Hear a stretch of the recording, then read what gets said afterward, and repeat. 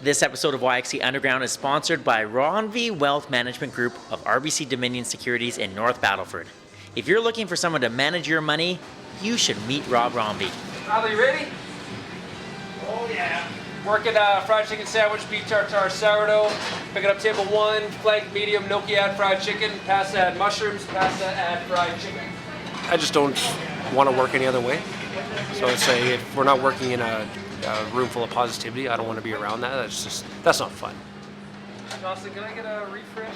Hello, my name is Eric Anderson, and welcome to episode 5, season 3 of YXC Underground, and more specifically, welcome inside the kitchen at Saskatoon's Odla Restaurant and Market.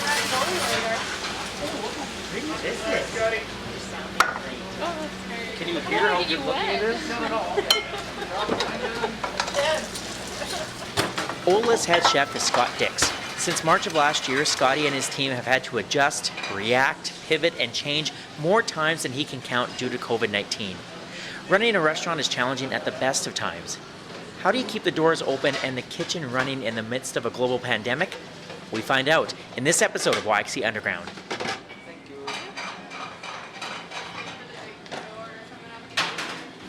If Scotty's name sounds familiar, it's because he was a guest on the podcast back in season 1. We featured Scotty because he was playing such an influential role in the growth of Saskatoon's culinary scene and specifically the movement to teach people where their food was coming from. Scotty was teaching culinary classes at the local kitchen, was running his own catering company, and was consulting with local restaurants and pubs on how to develop and grow their menus. At the end of the episode, Scotty let us know that he was ready to get back in the kitchen and was excited to open a new restaurant called Odla. Since we last spoke, Odla has become an exciting new player in Saskatoon's food scene that prides itself on preparing and serving food raised and grown locally. So we're plating our gnocchi right now. It's based on thinking about borscht. So we have creme fraiche with cream cheese and dill, dill gnocchi, sauteed cabbage, pickled red onions, a root veg sofrito, fermented beets, some hickory sticks with dill salt, and then finish with a fresh grated horseradish. Scotty, there's so much prep in this. Lots. All day, every day. And now you get to do it with a mask. Yeah, exactly. The mask isn't too bad.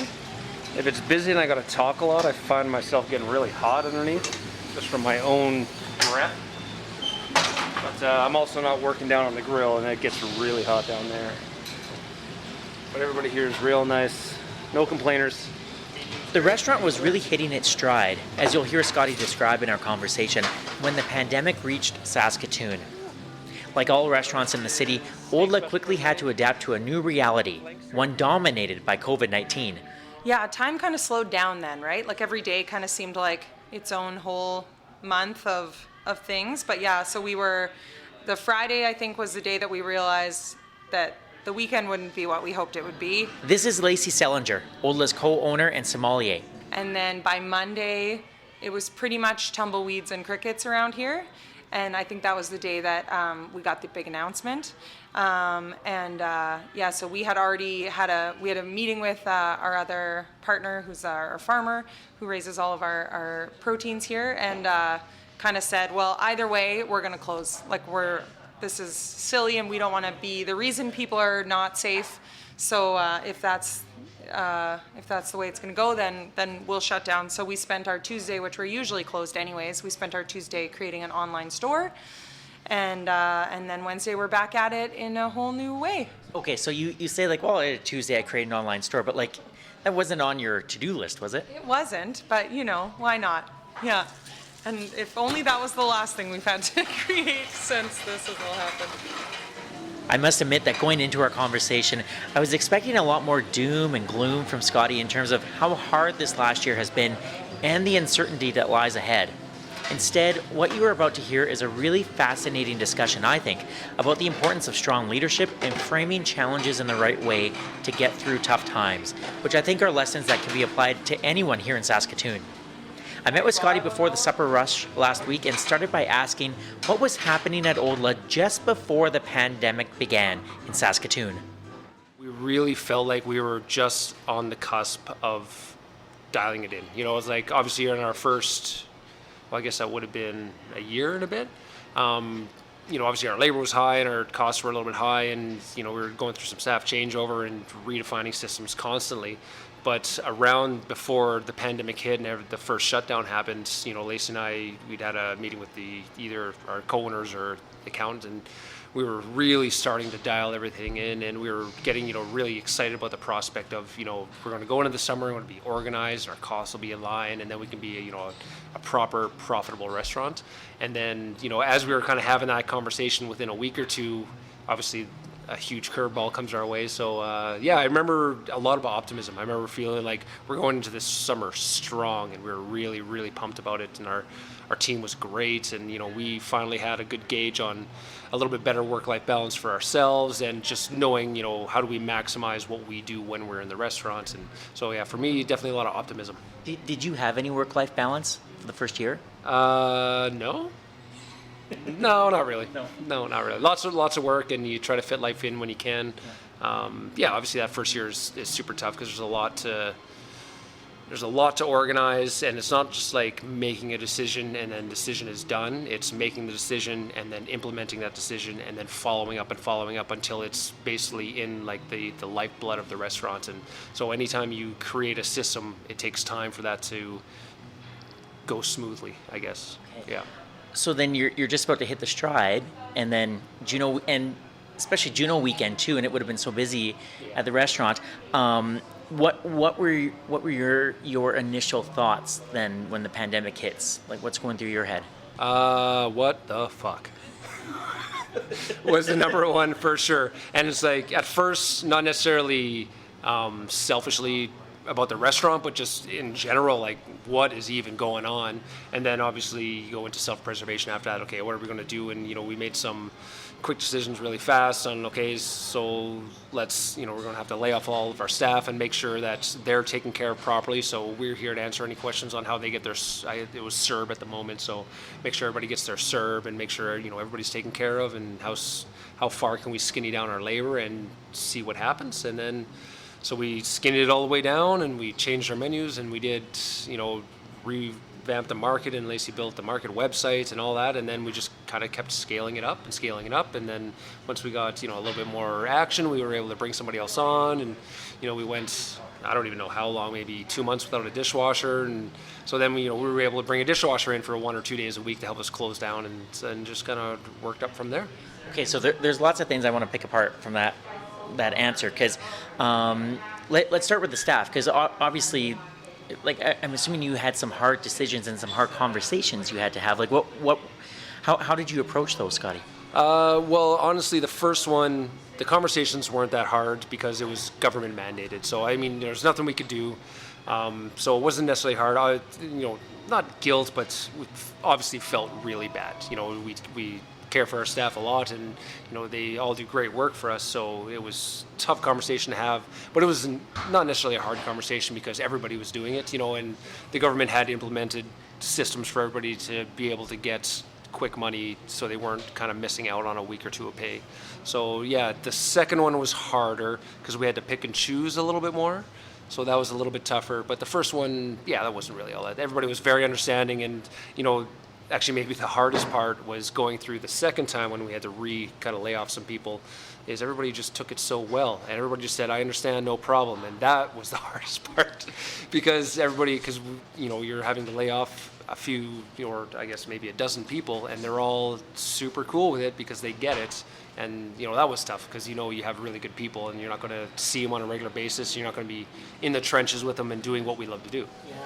Would it have been easier had they been like just angry with you almost? Like I did say that. It's like it would have been a lot easier if they were mad, because then I wouldn't feel so bad about it. But yeah, no, I mean, we're blessed with the beautiful staff and a great culture created not only by Lacey and myself, but by everybody else who's here.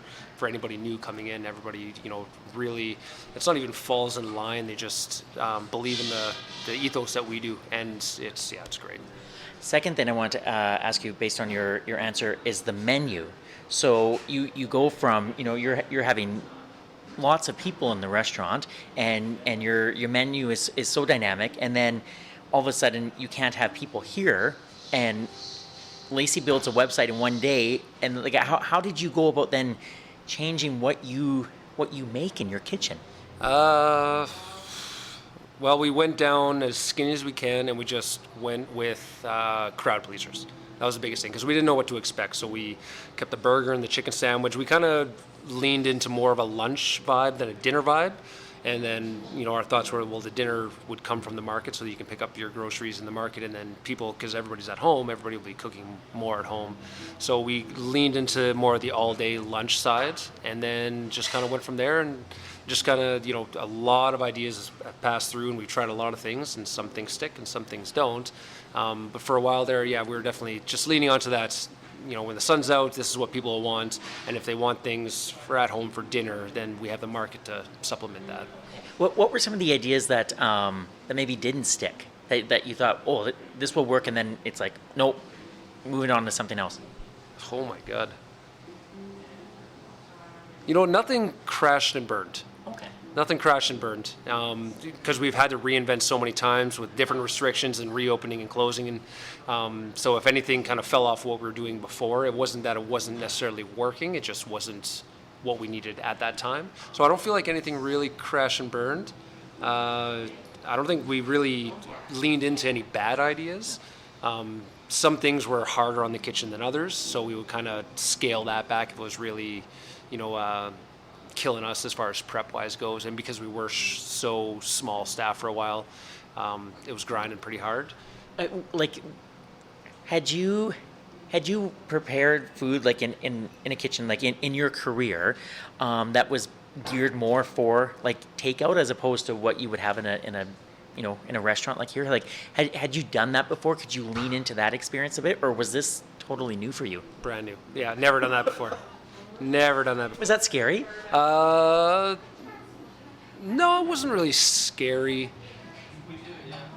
I don't know. It's just day at the office, and some days you just do different stuff than you do other days. So okay, I guess the key is to it's like, obviously from Lacey and I, we really try to set a good example of the proper attitude. So if I'm complaining about what we're doing, then everybody's going to complain about what we're doing. So you just find a way to like it and you just enjoy it.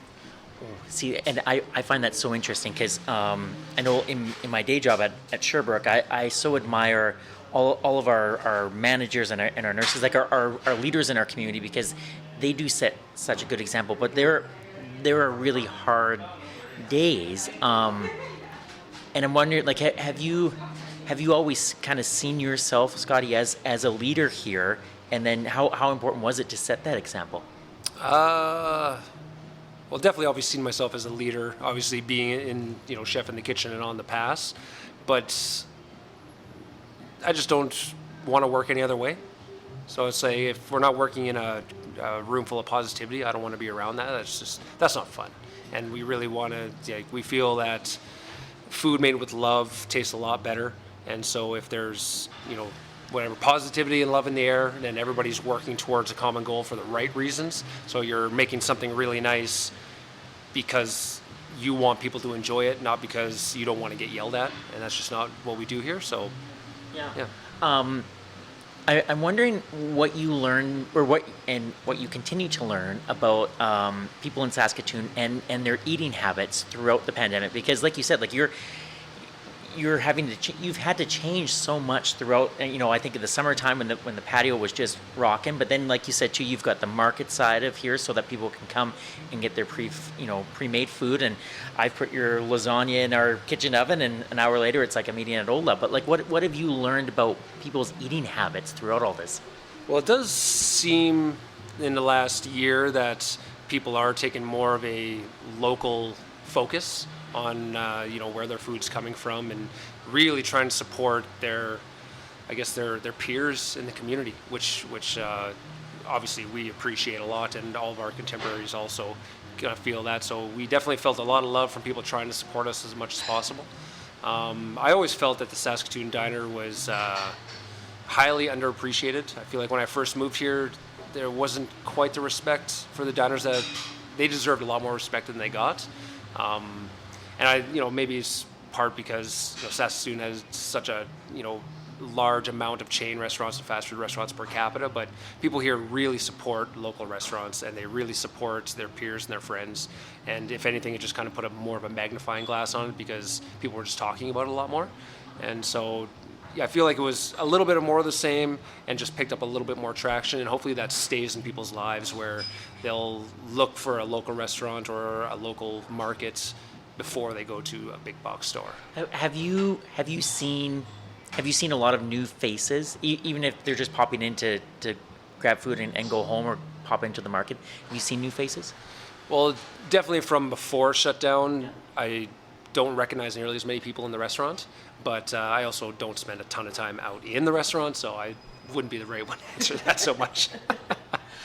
You mentioned your peers here in the city, and I'm wondering what this experience has been like in terms of being part of the city's culinary scene, and because it is so celebrated, and I think it's being recognized not only within the province but I think the country as well, because there's so many great restaurants.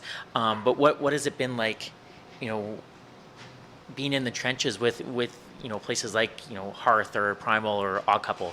Well, it's been great, and we have we have constant contact with a lot of the other local restaurants, and just if we're just being on the same page for the first shutdown, before Trudeau had his announcement, we were talking to Andy and Thane and Beth and Adrian and Christy and Kyle, and it's like we were going to make sure everybody's on the same page, and we stay in contact. Andy's coming in for dinner tonight, which is lovely. And just, if you need to vent or if you have any questions or you need advice, like everybody's always reaching out to everybody else, which is really great. Is that unique in a restaurant scene? Yeah, well, I don't know. I would feel it's a little bit more unique here because it's such a small center. I know growing up as a cook in Vancouver, there was a lot of camaraderie, but it was more so the camaraderie of the cooks working in different restaurants. But I never owned or ran a restaurant in Vancouver, so I didn't know what that angle of it was like. But I have noticed being in Saskatoon that small business owners really gravitate toward each other. And it's not just in the food industry, it's just any small business owner locally. They really all want to help each other out and give advice and take advice. And it's a very satisfying community to be in, because it feels like if you're having an off day and you need some advice, I can text Sean from 9 Mile and he's got some good words for me. Or if Andy has a question, he'll send something my way and we can have a little back and forth. That's something I've always admired about you, and I remember from the first time that we spoke on the podcast just how open you are to collaboration and how you want to help everyone within the community, because you're all pulling in the same direction. And it just seems like the pandemic has sort of amplified that a bit. Absolutely, yeah, and it's just it's one more reason for everybody to be on the same side. And and I think we probably talked about this in the first one, but when Odd Couple is busy, Odla is going to be busy. You know what I mean? We're all in the same group, and if we all do a good job, then everybody's going to tell their friends and tell their relatives, try this local restaurant, try that local restaurant. And if people are in our restaurant or somebody's at the Odd Couple, they'll recommend other restaurants for tourists who are in town. Yeah, so it's a beautiful community to be a part of. May I ask you about restrictions, and how challenging that can be at times when because I know, again, speaking from my day job at a long-term care home, we in the summertime, for example, we were sort of in a rhythm in terms of visitation coming, families coming to visit our residents there, and then something will change, and we've sort of got to, I know the word gets used way too much in terms of pivot, but we've had to pivot. We've had to change. But I'm like, there's been so many changes that you've had to go through. What has that been like from your perspective? Obviously frustrating at times, but at the same side, it can be exciting. Like we've done some, I felt like we came out of the first shutdown as strong as we've ever been, and I felt like the food that we were putting on the plates when we reopened and had the patio going, that was the best food that we had done. So why do you say that?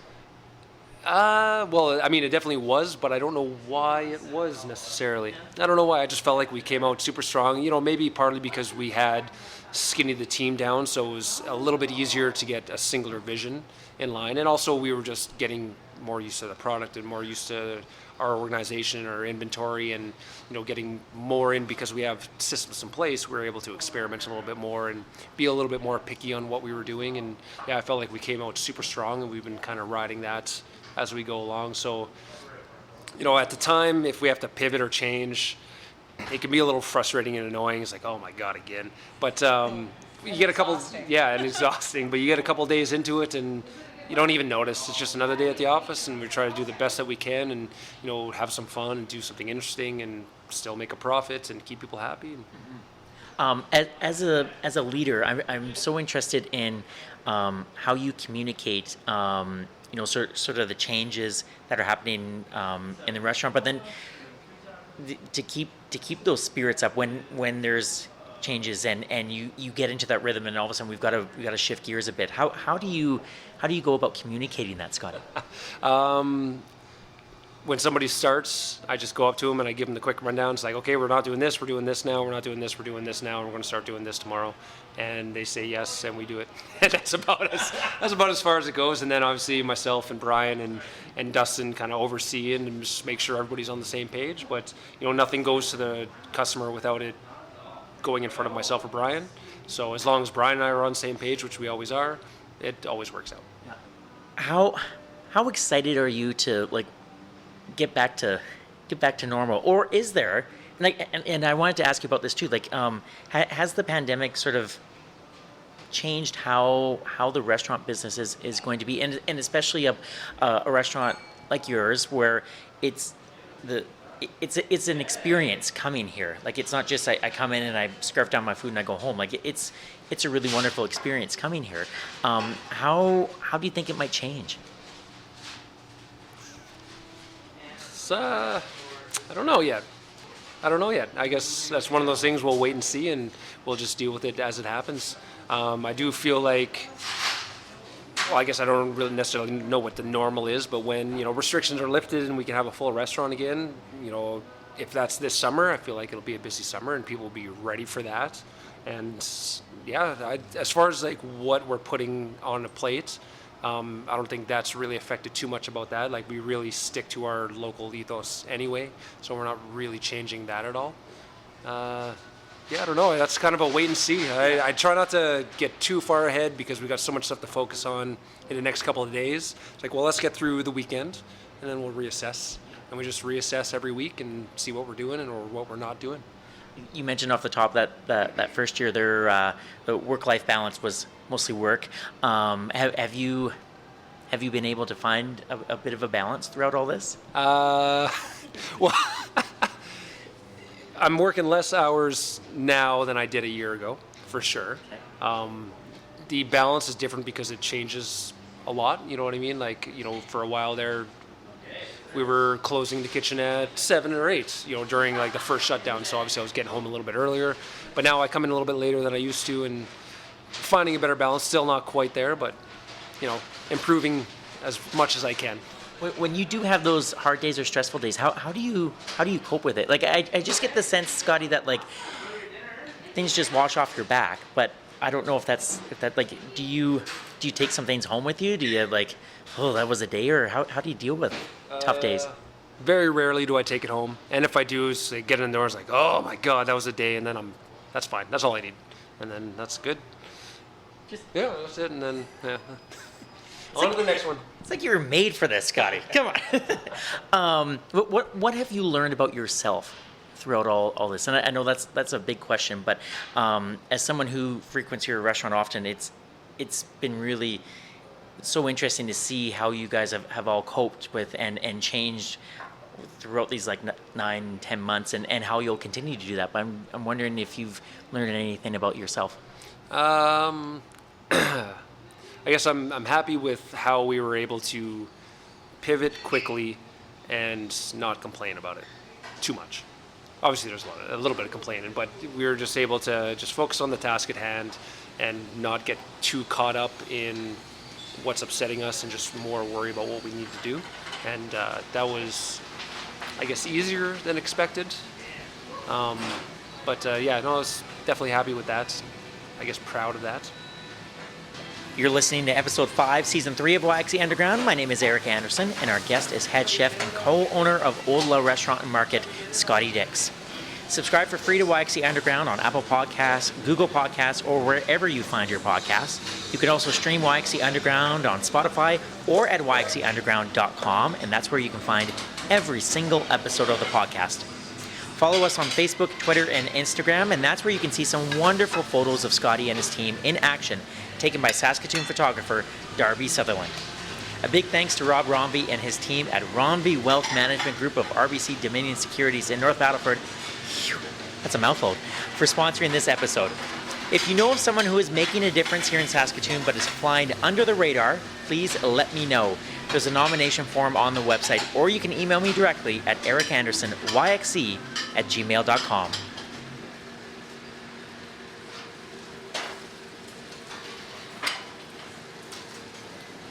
One of the coolest things I've done for the podcast is spending an hour in Scotty's kitchen gathering sound. It was a thrilling experience. I had no idea how busy the kitchen could be or how hot it could feel.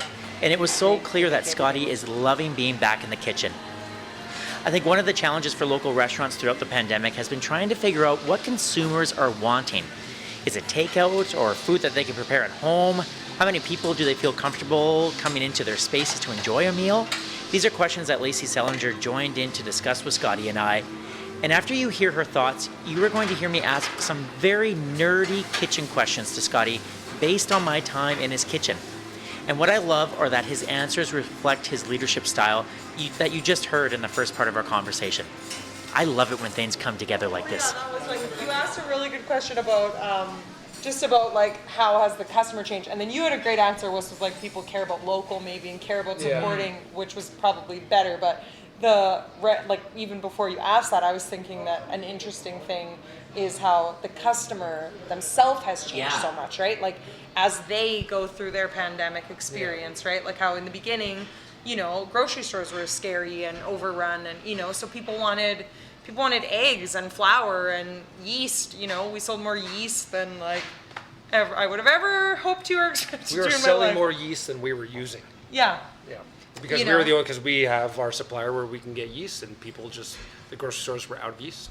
So we were just selling yeast by the 50 grams, crazy. Yeah. Nonstop. You know, and then moving to, you know, then as summer came, you know, people felt a little better kind of coming in. So kind of that online thing, those kind of grocery items kind of dropped right off. And then now I think people are more interested in takeout and in a takeout experience, you know, that can kind of be replicating a dine-in experience if they're no longer comfortable dining in something, but, you know, something that's ready-made for them and, you know, hot and ready, and but, you know, it has a package. And I said they're savvy now, you know, like they've been doing this for a while now, right? People have been, and so they know their favorites, and they know, you know, and so that's another challenge for us too, is coming up with something every week, something exciting and new that people can get jazzed about, you know, going out and to take home. But it's a moving target, you know, as people progress, as we all progress through this strangeness that is this pandemic. You know, it's always changing what people exactly are needing and wanting at that moment in their pandemic. It's not even changing the guests really, but the guest is changing. So it's maybe the same person, but that person in March has a much different lifestyle coming into January, and we've seen that with our, you know, our Thanksgiving and our New Year's to go specials. Like, people buy it up, they love it, which is great for us and great for them. Geeky kitchen questions.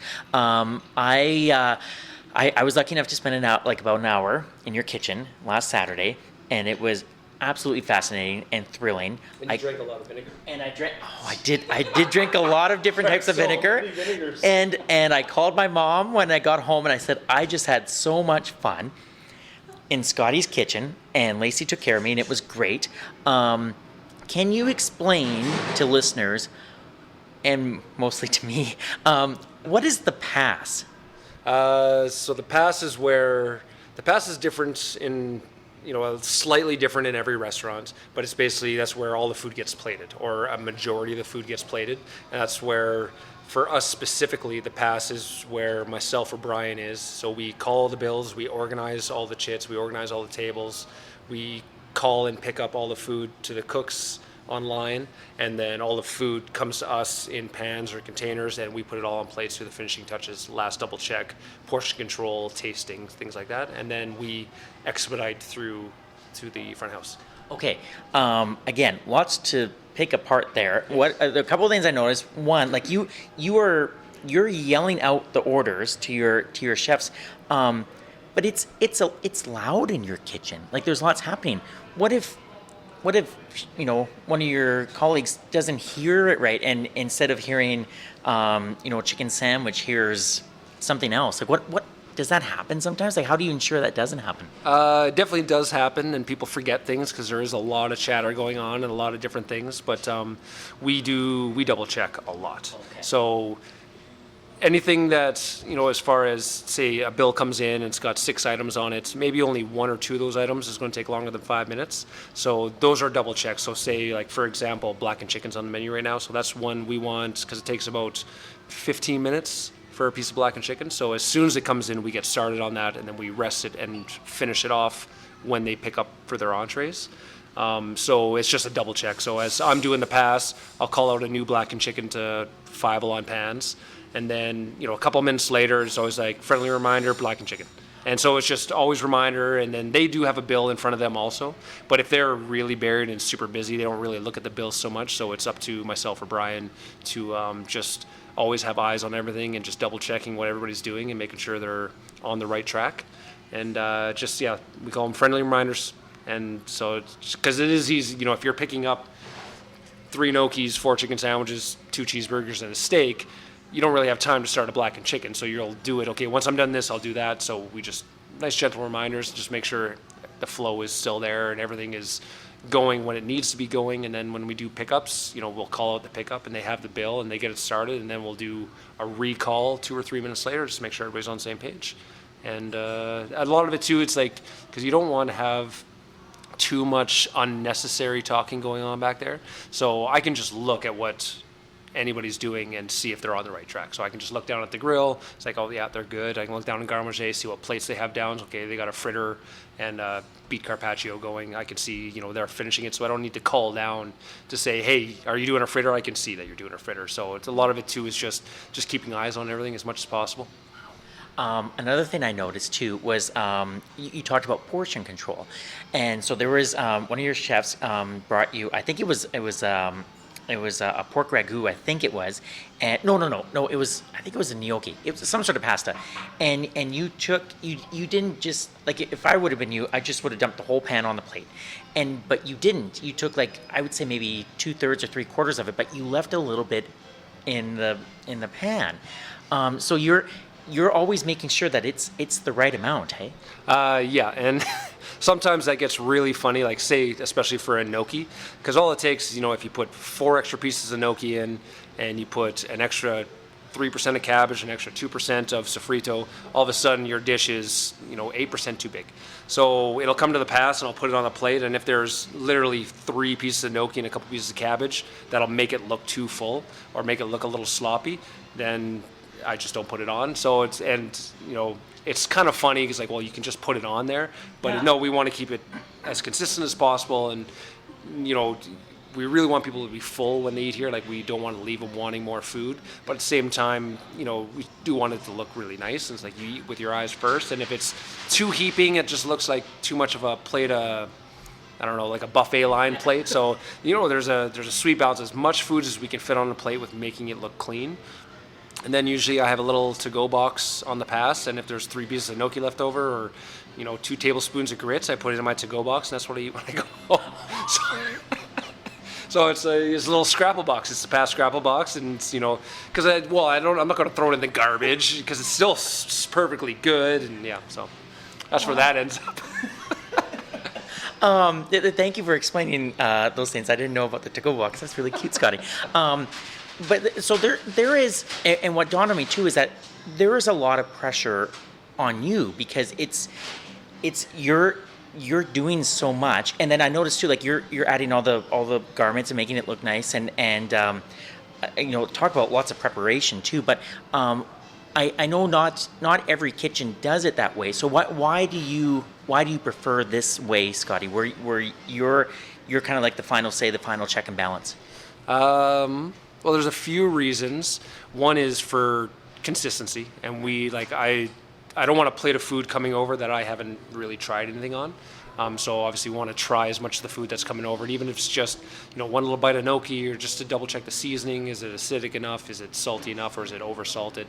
Our cooks are really good, and I can't even really remember the last time I had to send something back. Like, they don't send us food that isn't ready or isn't worthy of going onto a plate. If something's messed up, they'll just let me know. I messed that up. It'll be an extra 3 minutes. Sorry,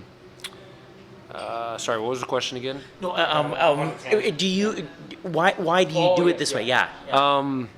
So one is for the consistency coming off the pass, and it goes down to it's just myself or Brian, so it's going to be very, very consistent because we're the only ones really seeing it as it goes out.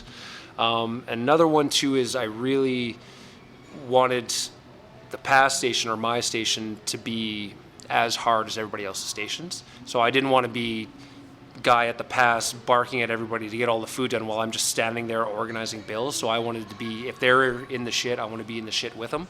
So if they're busy, I'm busy too. And then it really forces everybody to work together a little bit more. And you don't have just one guy at the end barking at everybody, because that can only really work well for so long. And then after a while, it just doesn't work as well. So if you're in it with them all the time, then it's more of a team effort to get it all out, as opposed to somebody getting buried on pans and everybody just waiting for him. Like, everybody jumps in, and that's what's really good about our staff too, is everybody's fantastic about keeping their eyes open and just helping somebody out. If the pan's getting too hot or something's left on the grill, anybody will come over and make sure it's happening. And in some kitchens, not so much, I don't know, maybe it was more in the early 2000s when I was growing up in kitchens, people didn't like other people touching your station. It's like, if you're burning something, they didn't want somebody coming over and helping you out, but that's not what we do here. It's like, if you need the help, somebody will help, and nobody says anything. And that's just lots of thank yous, which is really good.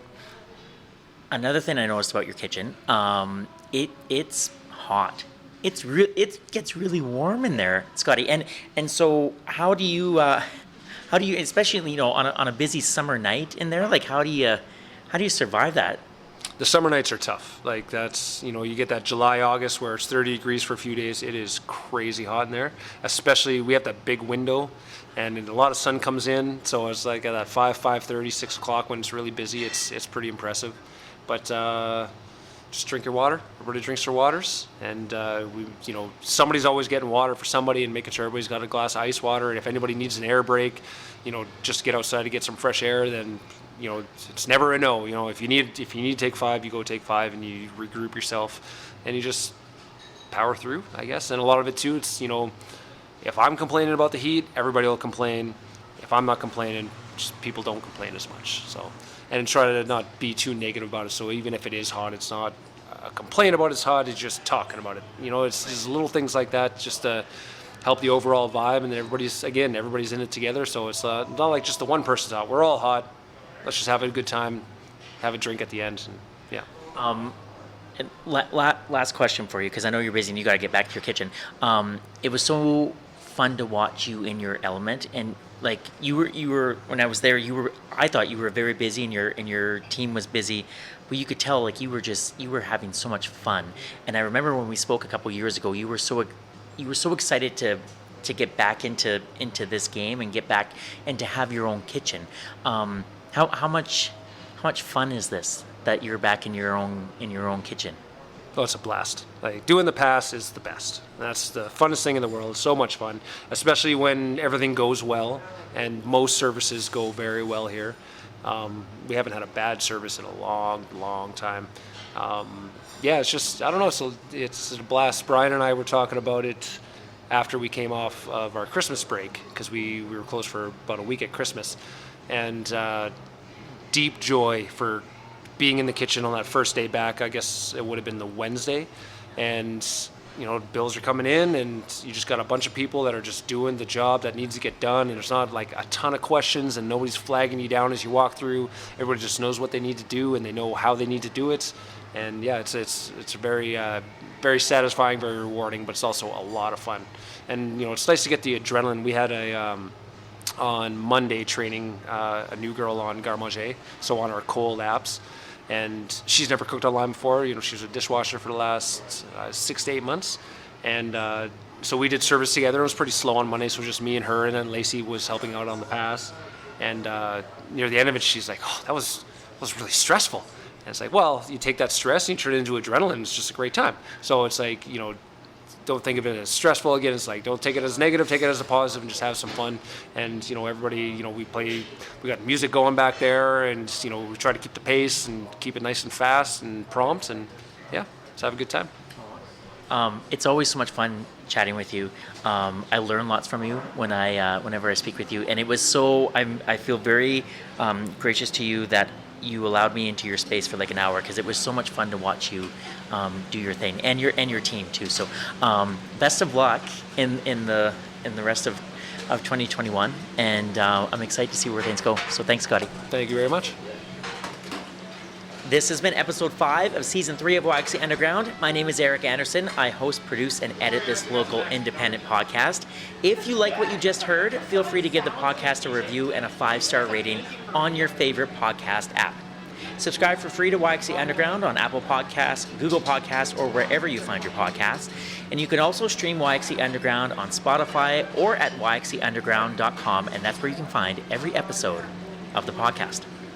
Follow us on Facebook, Twitter, and Instagram, and that's where you can see some lovely photos of Scotty and his team in action, taken by Saskatoon photographer Darby Sutherland. A big thank you to Darby for coming twice with me to Odla, once to gather sound and then once to interview Scotty and Lacey for the podcast. Darby, thank you so much. It was so much fun working with you. A big thank you to Saskatoon's Danger Dynamite for creating the website and making sure it's running smoothly. And a big thank you to Rob Romvey and his team at Romvey Wealth Management Group of RBC Dominion Securities in North Battleford for sponsoring this episode. Rob Romvey is one of my favorite people in the whole entire world. He's just a wonderful guy. Rob and his team have been managing my money for years, what little money that I have. But Rob is just one of the kindest, most genuine people that you will ever meet. And I really like the fact that he sponsored this episode too, because Rob loves his food, his fine dining, and he has excellent taste in food. And so he's just a wonderful human being, and I feel very grateful for his support. So Rob, if you're listening, thank you so much to you and your team. And if you want to learn more about Rob and his team, you can find them on their website. And I don't have the website right now in front of me, but just Google Rob Romvey in North Battleford and it will come up. Trust me. All right, next month, a brand new episode featuring the amazing team at Ronald McDonald House will drop. I'm really excited to share these stories with you. It's an organization I'm eager to learn more about, and so their episode is going to come out on February 11th. Before I go, I would like to acknowledge that these interviews and wonderful kitchen sounds were gathered on Treaty 6 territory and the traditional homeland of the Métis. YXC Underground is a production of the Salthammer Production Company. My name is Eric Anderson. Thank you so much for listening, and we'll talk to you soon, Saskatoon. Scotty, hello. Eric. I'm just going to get sound of you doing your thing. Yeah, man. Okay. Nobody burn Eric. Do not burn Eric. Don't burn Eric.